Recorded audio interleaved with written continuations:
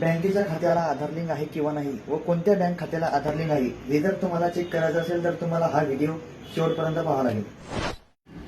सर्वप्रथम क्रोम ब्राउझरवरती या आधार bank link status असं सर्च करून पहिल्या लिंकवर क्लिक करा.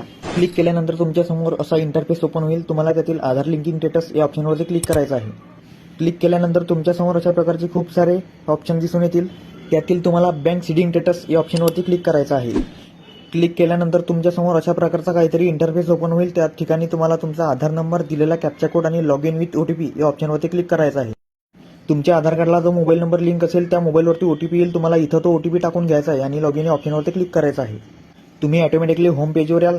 तिथं आल्यानंतर तुम्हाला परत बँक सीडिंग स्टेटस या ऑप्शनवरती क्लिक करायचं आहे आणि अगोदर जी प्रोसेस केली ती सर्व प्रोसेस इथं करायची आहे. नंतर एक अशा प्रकारचा मेसेज तुम्हाला दिसून येईल. त्यातील ओके या बटनावरती क्लिक करायचं आहे.